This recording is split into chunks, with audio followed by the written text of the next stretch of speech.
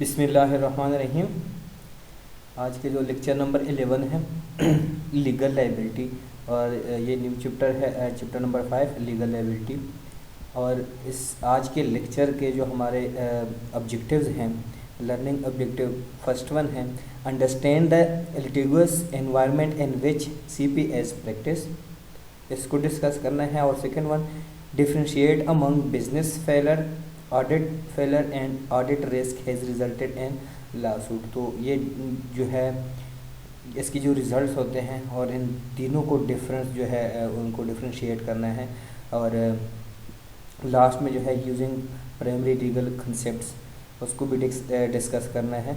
अब first one by one देखते हैं। ऑब्जेक्टिव 1 जो है हमारा understand the litigious environment in which CPS practice, तो इसके बारे में बात करते हैं।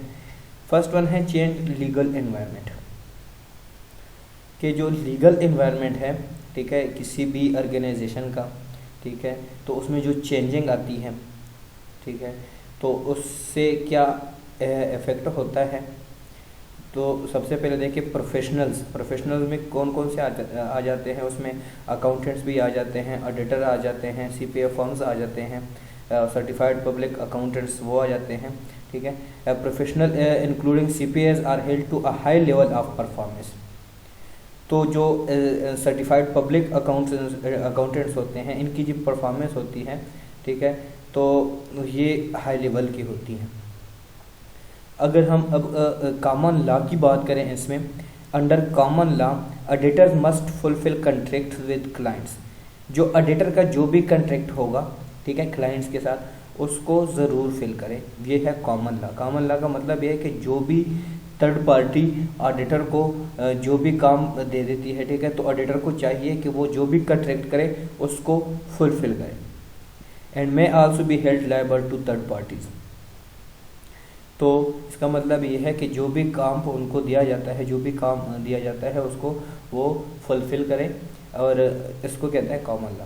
अब सेकंड जो पॉइंट है, auditors may also be held liable to third party based on statute including the security act of 1933, the security exchange act of 1934 and the surveillance act. ये जो 3 लॉ हैं, ठीक है, जो कि ऑडिटिंग में आप पढ़ चुके होंगे, ठीक है, तो इसके अकॉर्डिंग जितने सिक्योरिटीज़ गिवन हैं, ठीक है, जब कंडक्ट करते हैं तो इसके अंदर जितना सिक्योरिटी का जिक्र किया गया है, ठीक है, तो उन सिक्योरिटी को मद्देनज़र रख के, मतलब उनको सामने रख के वो अपने क्या करें, अपने थर्ड पार्टी के बेस पे या फिर ख़ुद ही उस काम को कंप्लीट करें।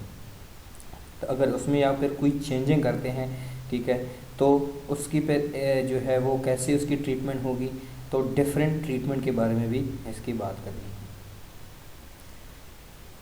अब यहाँ पे अगर हम बात करें increase in numbers of law suits and the sizes of the awards to plaintiff, तो इसके अलावा जो एनवायरनमेंट, लीगल एनवायरनमेंट होती है, उसमें जो चेंजिंग आती है, तो जो साइज़ ऑफ द अवार्ड है, जो प्लेंटिफ होता है, ठीक है, तो उसके कौन कौन सी उसकी रीज़न पहले कौन कौन सी होती हैं लीगल एनवायरनमेंट की, या नंबर्स ऑफ लॉ सूट जब वो इंक्रीज़ करते हैं, ठीक है, या अवार्ड को इंक्रीज़ करते हैं, तो उसके क्या क्राइटेरिया होना चाहिए।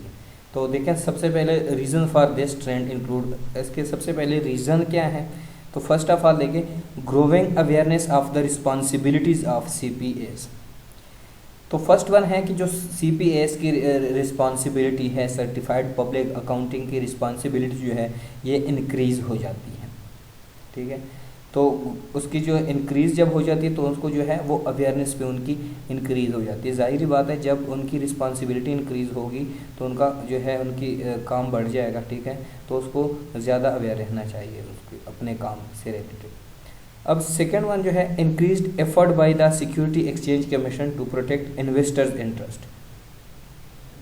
अब जो सिक्योरिटी एक्सचेंज कमीशन है, ये भी अपने एफर्ट जो है वो इंक्रीज़ करें। वो कैसे इंक्रीज़ करें, जो इन्वेस्टर इंटरेस्ट है उसको प्रोटेक्ट करें। अब वो इन्वेस्टर के इंटरेस्ट को कैसे प्रोटेक्ट कर सकते हैं, ठीक है, वो फाइनेंशियल स्टेटमेंट की ट्रू एंड फेयर व्यू से प्रोटेक्ट कर सकते हैं, ठीक है। अगर सिक्योरिटी एक्सचेंज कमीशन जो है या जो जितनी भी प्रोफेशनल्स होते हैं, वो अकाउंटेंट हो या ऑडिटर हो या और भी जितनी भी प्रोफेशनल्स हैं, वो अपने उनका जो मेन एम होता है, ठीक है, अपने जो इन्वेस्टर होते हैं उनको अट्रैक्ट करना पड़ता है। अब जो सेकेंड लास्ट पॉइंट है, increased complexity of auditing and accounting. जो ऑडिटिंग और अकाउंटिंग में जो कम्प्लेक्सिटी है, ठीक है, उसको इंक्रीज़ करें, ठीक है। और लास्ट वन जो है लिटिगस सोसाइटी, ठीक है। तो ये रीज़न हैं ये ट्रेंड होते हैं जो कि लीगल इन्वायरमेंट में आते हैं, जिसमें चेंजिंग भी हो सकती है, मतलब इंक्रीज़ या डिक्रीज़ हो सकते हैं। अब इसी को नेक्स्ट स्लाइड में और जो है reason for increase litigation against CPA, ठीक है।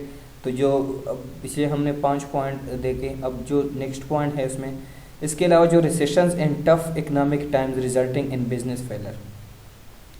जब रिसेशन हो, ठीक है, इकोनॉमी जो है वो अच्छी तरह नहीं चल रही, ठीक है, रिसेशन हो और जो इकोनॉमिक एक्टिविटीज़ है किसी भी कंट्री की वो ठीक तरह से ना जा रही हो, तो फिर उसका है बिज़नेस फेलर। इस वजह से भी बिज़नेस फेलर हो जाता है, ठीक है।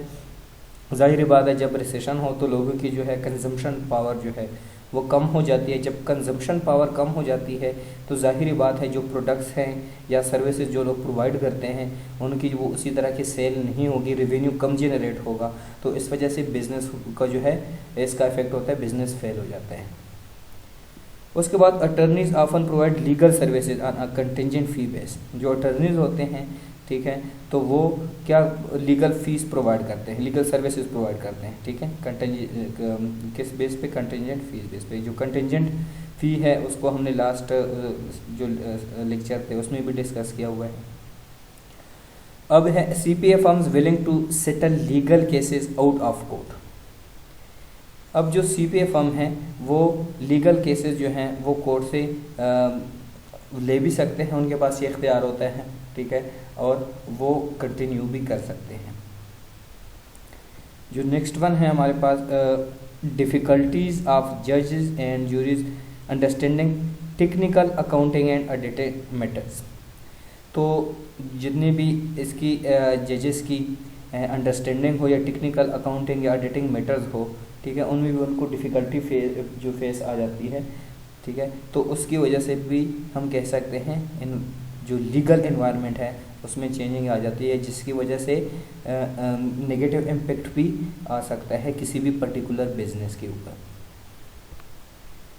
अच्छा, आज जो चैप्टर 5 में जो हमारा जो सेकंड ऑब्जेक्टिव है उसमें है explain why the failure of financial statement user to differentiate. कहते हैं कि जो फाइनेंशियल स्टेटमेंट ये क्यों फेल हो जाते हैं, किस चीज़ में, बिजनेस फेलियर में, ऑडिट फेलियर में एंड ऑडिट रिस्क के फेलियर में, ठीक है। तो इसमें ये कि क्यों फेल हो जाते हैं, इनमें डिफरेंशिएट क्यों नहीं कर पाते, तो उसको देखते हैं। First one, distinguishing business failure, audit failure and audit risk. Important distinction कौन कौन से हैं, the difference between a business failure and an audit failure. और second one, the difference between an audit failure and audit risk.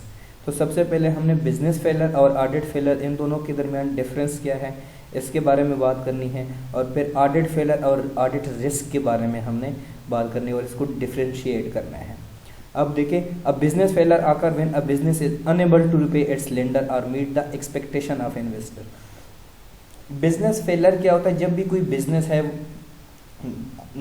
जब भी कोई business करता है तो वो अपना जो है फ्यूचर गोल सेट करता है, उनकी कोई अपने बिजनेस से एक्सपेक्टेशन होती है, ठीक है। तो उस बिज़नेस को रन करने के लिए वो क्या करते हैं, वो कुछ पैसा जो है, कुछ कैपिटल इनके पास अपना होता है, ठीक है, कुछ पैसा वो लोन ले लेते हैं, ठीक है, उधार पे जिसको हम कह सकते हैं सिंपल अल्फाज में, ठीक है।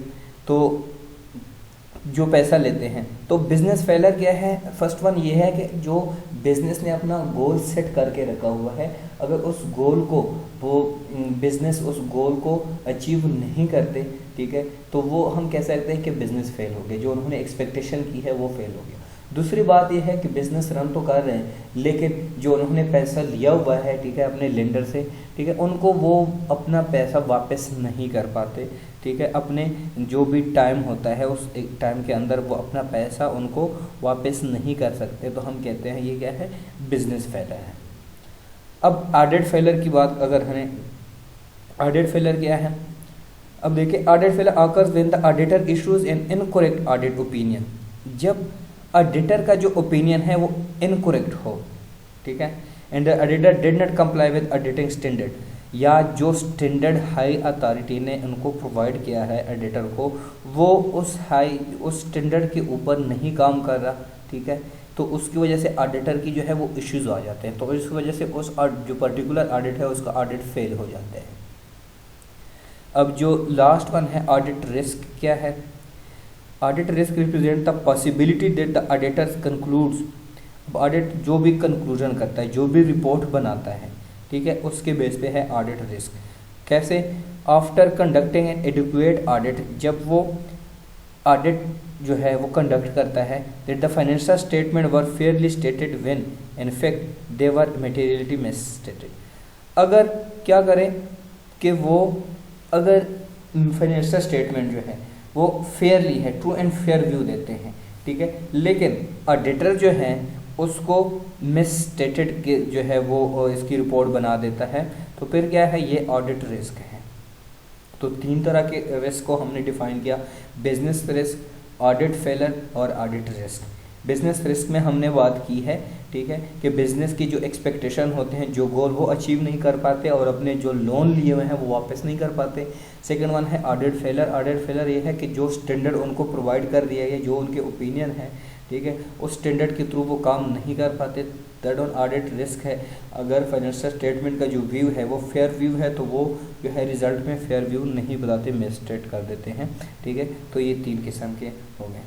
अब यहाँ पे बात होती है in cases when an audit fail to uncover material misstatement and the wrong type of opinion was issued, जिसके हमने ऊपर बात की, ठीक है, कि जो मिस स्टेटमेंट है उसको कवर नहीं कर पाते, तो फिर क्या है? इसको हम कह सकते हैं it is appropriate to question whether the auditor exercise due care in performance the audit, कि जो ऑडिटर होता है वो एक्सरसाइज करता है उसके बेस पे जो उसकी परफॉर्मेंस है या नहीं करता।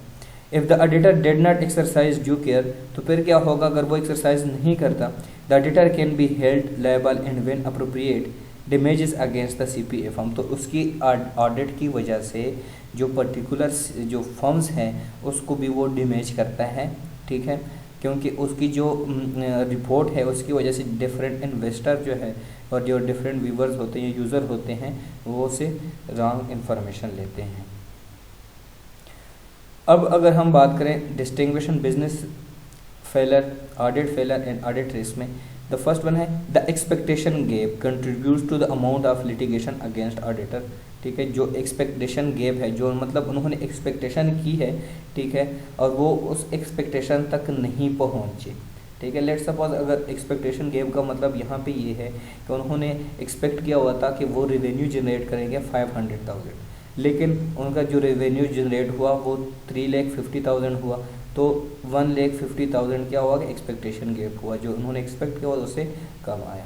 इसी तरह ये इंक्रीज़ भी हो सकता है उसकी एक्सपेक्टेशन से, लेकिन वो डिपेंड करता है उस पर्टिकुलर कंपनी की परफॉर्मेंस पे। The expectation gap refers to the difference between what an auditor responsibility are and what are the user expect from the auditor. तो दूसरी बात इसमें ये है कि जो एक्सपेक्टेशन जो यूज़र के एक्सपेक्टेशन होते हैं और ऑडिटर रिस्पॉन्सिबिलिटी के, इन दोनों के दरमियान जो डिफरेंस होता है वो भी सेकेंड वन क्या है? एक्सपेक्टेशन गैप में आता है। सेकेंड वन ऑडिटर रिस्पॉन्सिबिलिटी कौन कौन सी होती है, ये तो हम पहले ही लेक्चर में इसको डिस्कस किया। ऑडिटर की रिस्पॉन्सिबिलिटी है to perform the audit in accordance with the auditing standard. Auditor की रिस्पॉन्सिबिलिटी ये है कि जो ऑडिटिंग स्टैंडर्ड इसको प्रोवाइड कर दिए हैं उस स्टैंडर्ड के बेस पे वो ऑडिट करे, ठीक है, उससे बियॉन्ड कोई वो काम ना करे। अब जो यूज़र की एक्सपेक्टेशन होती है, ठीक है, यूज़र की एक्सपेक्टेशन क्या हो सकती हैं? User expectation is often that the auditor guarantees the accuracy of the financial statement and even guaranteed the viability of the business, ठीक है, कि वो जितनी भी फाइनेंशियल स्टेटमेंट है उसकी एक्यूरेसी चाहिए होती है किनको? यूज़र को, ठीक है, क्योंकि उनके बेस पे वो क्या करते हैं? अपने डिसीजन लेते हैं। अब जो नेक्स्ट वन हमारा ऑब्जेक्टिव है उसमें objective number 3, use the primary legal concept and terms concerning accounting's liability is a basis for studying legal liability of auditors। इसको डिस्कस करते हैं।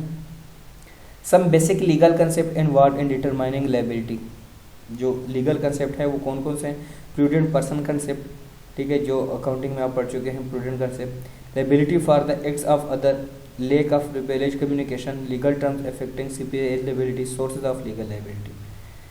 तो इसमें कौन से, सबसे पहले इनको आगे हम वन बाय वन डिस्कस करते हैं। फर्स्ट वन है लायबिलिटी टू क्लाइंट्स। जो लायबिलिटी की, जो क्लाइंट्स की क्या लायबिलिटी होगी, ठीक है। Liability to third parties under common law, जो थर्ड पार्टी है उसके बेस पे कौन सी लायबिलिटी होगी, और civil liability and federal security law और criminal liability. Some example of these classification liability are included, जो कि नेक्स्ट हम इसमें डिस्कस करते हैं, ठीक है। तो इस पे हम बात करते हैं। सबसे पहले 4 major sources of auditors legal liability कौन कौन से हैं? सोर्सेज ऑफ लायबिलिटी कौन कौन से? Liability of to clients, liability to third parties under common law, civil liability under federal security law और क्रिमिनल लायबिलिटी। तो सबसे पहले example of potential claim, client use auditor for not describing a material fraud during the audit. तो ये क्या है? Liability है, ठीक है। जो क्लाइंट है वो ऑडिटर को क्या करते हैं, फ्रॉड या जो भी फ्रॉड है उससे रिलेटेड उनको इन्फॉर्मेशन प्रोवाइड नहीं करते जो उनके पास होती है। सेकेंड वन है liability to third parties under common law. जो थर्ड पार्टी है वो बैंक है, लेट सपोज, या लेंडर है। Bank use auditor for not discovering that a borrower's financial statement are materially misstated, ठीक है। तो अगर फाइनेंशियल स्टेटमेंट उन्होंने लिखा हुआ है कि जितनी भी लेंडर्स हैं, ठीक है, उनको अपने टाइम पे पैसे दे देते हैं या दिए हुए हैं, लेकिन जो लेंडर्स हैं उनसे सही इन्फॉर्मेशन मिल सकती है कि क्या वाकई इनके जो पैसे वगैरह, लोन वगैरह दिए वापस कर सके हैं या नहीं कर सके। सिविल लायबिलिटी अंडर फेडरल, जो फेडरल सिक्योरिटी लॉ कौन सी है? Combined group of stock holder and stock holders auditor for not describing materially मिसस्टेटेड financial statement. तो थर्ड वन ये है कि जो स्टॉक होल्डर हैं वो क्या करते हैं, वो कहते हैं कि जो फाइनेंशियल स्टेटमेंट है उसको मिसस्टेट कर देते हैं, ठीक है, अपने उनके साथ, ऑडिटर के साथ मिलके। तो क्रिमिनल लायबिलिटी कौन सी? Federal government prosecute auditor for knowing issuing an incorrect audit report. तो क्रिमिनल लायबिलिटी ये है कि जो इनकरेक्ट ऑडिट रिपोर्ट उन्होंने दी है, ठीक है, ऑडिटर ने, उस बेस पे भी, ठीक है, ये क्या है? क्रिमिनल लायबिलिटी कहलाती है।